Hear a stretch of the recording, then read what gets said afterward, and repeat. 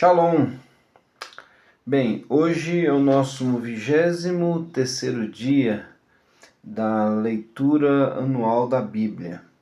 E hoje eu quero comentar os capítulos 24 até o capítulo 27. Nesse trecho é bem interessante porque encerra-se um pouco daquelas histórias emocionantes e apesar de que essa história que eu vou falar para vocês hoje, esse trecho é extremamente emocionante, mas ele foge um pouquinho daqueles personagens que nós estamos acostumados. Por isso que você precisa prestar bastante atenção, porque esse é um trecho que ele é profético, digamos assim, né? Ele é muito especial. E aí você precisa aprender a fazer essas leituras. A princípio você pode olhar e falar assim, nossa, mas é chato falar sobre o tabernáculo. Mas eu creio que depois de hoje você vai ter uma visão diferenciada do tabernáculo. Bom, o trecho começa com Moisés, Nadab, Abiú e mais 70 anciãos subindo o Monte Sinai. Quando eles sobem no Monte Sinai, eles têm uma experiência fantástica. Eles não vão até o cume do monte, mas eles sobem o monte e veem Deus. A Bíblia fala assim que eles viram Deus e havia como se fosse uma pavimentação de pedras de safira, tão clara que parecia o céu, de tão claro. Então, de fato eles veem Deus, né? A Bíblia fala que eles veem Deus. Então viu algo sobrenatural. Aí nesse momento, Deus fala para Moisés, Moisés sobe mais um pouco, e aí vem uma fumaça, envolve todo o Monte Sinai, e Moisés vai ali com uma missão. Deus fala assim, sobe para cá, porque eu vou te dar a tábua das leis, eu vou te dar é chamado também de tábua do testemunho, né? Então você sobe para cá que eu vou te dar. Só que acontece uma coisa interessante. Moisés fica durante 6 dias e 6 noites e nada acontece. 6 dias e 6 noites ele só vê o movimento, só vê as nuvens e Deus não fala nada com ele. Ele poderia ter desistido nesse momento, mas ele não desistiu. É como se ele poderia ter pensado assim, bom, eu acho que eu de repente entendi errado, né? Mas no 7º dia veio a Shekinah do Senhor e aí Deus vai mostrar para ele muitas coisas. É interessante que Deus fala assim, ó, sobe que eu vou te dar aqui as tábuas da lei. Só que Deus não dá as tábuas da lei. Deus não dá a palavra para ele. Sabe por que ele não dá a palavra?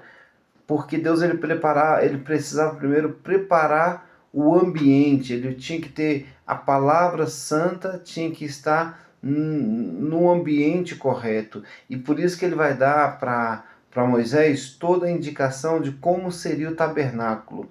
Então, vou preparar o tabernáculo, tabernacular. Lembra aquela música? Ele veio tabernacular entre nós, quer dizer, ele veio ter comunhão entre nós, ele veio habitar entre nós, ele veio manifestar o seu desejo é de comunhão com a gente.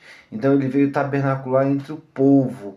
E aí Moisés, antes de receber a lei, tinha que receber o tabernáculo. Antes mesmo de receber a lei sagrada, Deus falou para Moisés preparar o santuário, preparar o tabernáculo. Por isso que as tábuas da lei elas se tornaram o centro do tabernáculo. É interessante. E aí, quando Deus dá a direção para Moisés fazer o tabernáculo, aí eu gostaria que você prestasse bastante atenção agora. Eu quero falar de 2 móveis do tabernáculo. Foi as primeiras coisas que Deus mandou Moisés fazer. A primeira coisa foi a arca. Foi o primeiro móvel do tabernáculo, do testemunho, né? O tabernáculo ele foi preenchido com a arca. A arca da aliança ela era feita de de uma madeira chamada madeira de acácia, que era uma madeira rústica, cheia de nó, difícil, mais ou menos como a nossa natureza. Porém, ela era revestida de ouro. É a nossa natureza pecaminosa. Quando a gente se converte, a gente fica revestido de ouro. Por dentro, a gente realmente tem uma natureza difícil, mas por fora o Senhor nos reveste com o ouro da presença dele, do tabernáculo dele, não é? E dentro dessa arca tinha três coisas: tinha a lei, tinha o maná e tinha uma vara que era chamada a vara de Arão, que estava florescendo. E aí, a segunda coisa que Deus pediu para que Moisés fizesse foi o propiciatório. E aí, meus irmãos, você precisa entender que isso tem tudo a ver com a gente. O que é o propiciatório? O propiciatório é aquele objeto que tem dois querubins, um na frente do outro, abaixo do propiciatório tem o santo, a Arca da Aliança. E a Arca da Aliança, como eu falei, tinha lá a lei, tinha lá o maná e tinha uma vara que simbolizava o milagre de florescer. E no propiciatório, esses dois querubins ficavam um na frente do outro. E entre os dois querubins havia um espaço vazio.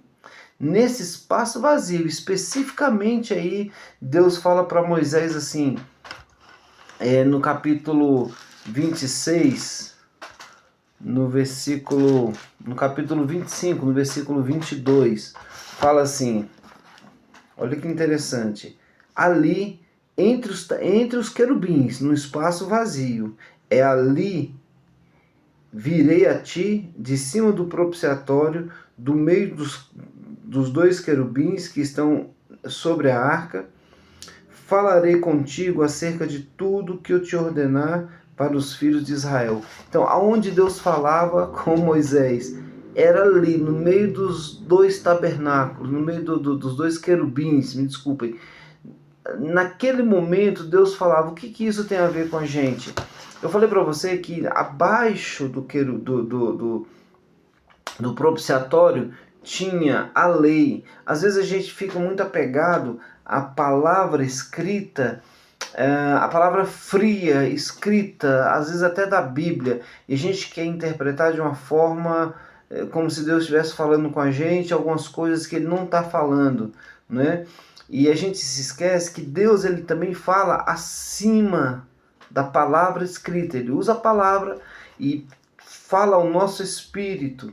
E ele fala através de um louvor, através de uma criança, através de um poema, através do que ele quiser. Mas a gente tem que estar preparado a estar a sós com Deus, sem depender de nada ou de ninguém, dependendo apenas do Senhor. E eu acho muito tremendo porque ali Deus dá toda a orientação de como tem que ser o tabernáculo, de como são as leis, cada medida, cada detalhe, cada coisa, foi tudo dita para Moisés durante os 40 dias que Moisés ficou, após os 6 dias. Então Moisés ele fica 46 dias. É interessante, não é?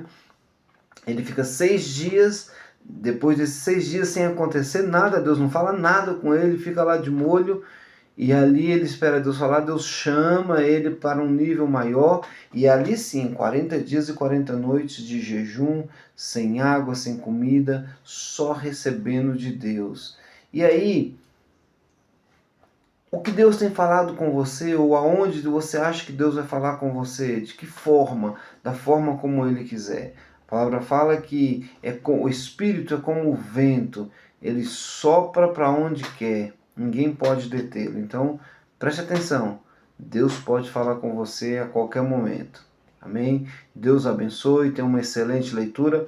Amanhã a gente vai ver algumas coisas a respeito do sacerdote, da roupa do sacerdote. Por exemplo, ele carregava 2 pedras e cada pedra tinha as 6 tribos de um lado e 6 tribos do outro.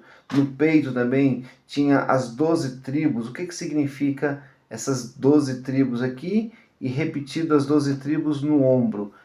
Amanhã tem mais. Deus abençoe e tenha uma excelente leitura.